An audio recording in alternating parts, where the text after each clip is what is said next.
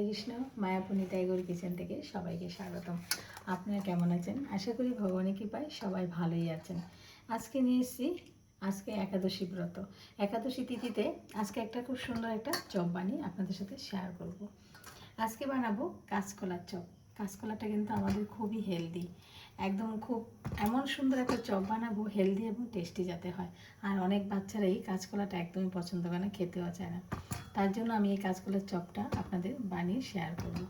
এখানে নিয়েছি কাঁচকলা, আমি 4টে বড়ো সাইজের কাঁচকলা এই যে খোসা সহকারে বানিয়ে নিয়েছি। আর এখানে নিয়েছি গোটা আলু। প্রথমে আমি কাঁচকলা আর আলুটা প্রেসারে একটু সিদ্ধ করে নেব।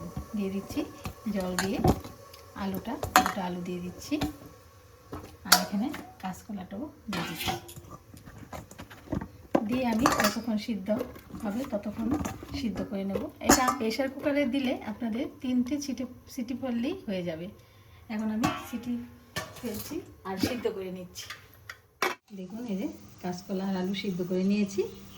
এখন আমি আলুটাকে খোসাটা ছাড়িয়ে নেব, ছাড়িয়ে এটা চপটার জন্য ভালোভাবে মেখে নেব। আলুগুলো ছুলিটা ছুলে নিয়েছি, আর এই কাঁচকলাটা আমি খোসা সহকারে দিয়ে দেবো। এটা যেহেতু বাচ্চারা একদমই কাঁচকলা আর কাঁচকলার খোসাটার মধ্যে অনেক ভিটামিন আছে, তার জন্য আমি কাঁচকলার খোসাটাও ভালো করে এই যে হাত দিয়ে করে দিয়ে দিচ্ছি।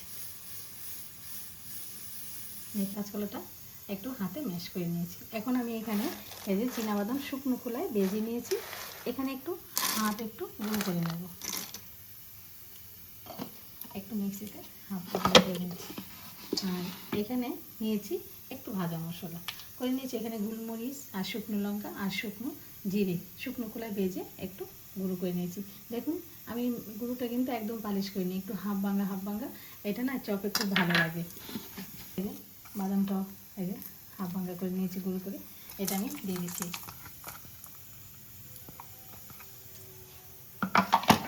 আর এখানে দিয়ে দিচ্ছি আদা কুচি, আদাটা একটু কুড়িয়ে নিয়েছিলাম।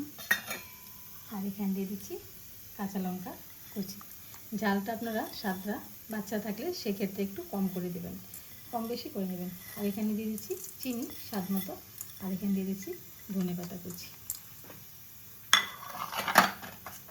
আর যেহেতু একাদশী এখানে আমি সন্দক লবণ নিয়েছি, সন্দক লবণটাও স্বাদ মতো দিয়ে দিচ্ছি। আর ভাজা মশলাটা করে রেখেছিলাম সেটাও উপরে দিয়ে দিচ্ছি। এবার হাত দিয়ে খুব সুন্দরভাবে মেখে নিচ্ছি, সবগুলো উপকরণ ভালোভাবে মিশিয়ে নিচ্ছি। হাত দিয়ে ভালোভাবে সবগুলো উপকরণ মিশিয়ে দিলাম, ভালো করে মিশিয়ে মেখে নিয়েছি। আর এই কাঁচকলার খোসাটা খুব সুন্দরভাবে হাত দিয়ে ম্যাশ করে দিয়েছি। এই মাখা হয়ে গেছে চপটা। একটু সাদা তেল মেখে নিয়েছি, সানফ্লাওয়ার তেল। এখন আমি চপের আকারে ঘরে নিচ্ছি। আপনারা সাইজটা ছোটো বড়ো করে নিতে পারেন।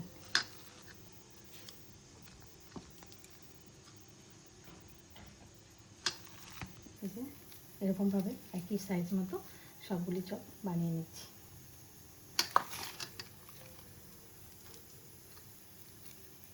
কড়াইতে সানফ্লাওয়ার তেল দিয়ে দিলাম, এবার তেলটাও গরম হয়ে গেছে। এখন আমি একটা একটা করে চপ দিয়ে দিচ্ছি।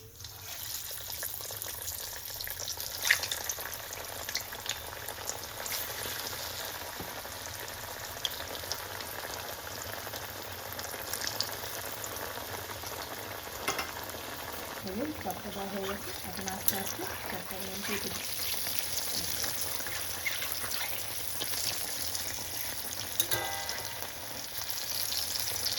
এই পিঠটা হয়ে গেছে, এই পিঠটা ভেজে নিচ্ছি।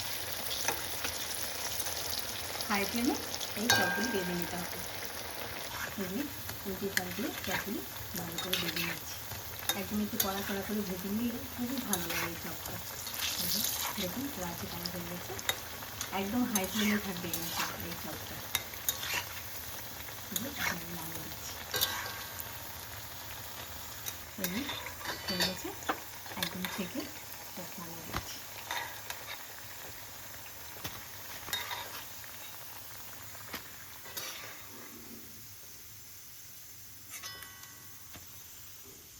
আমি আরেকখানে দিয়ে দিচ্ছি।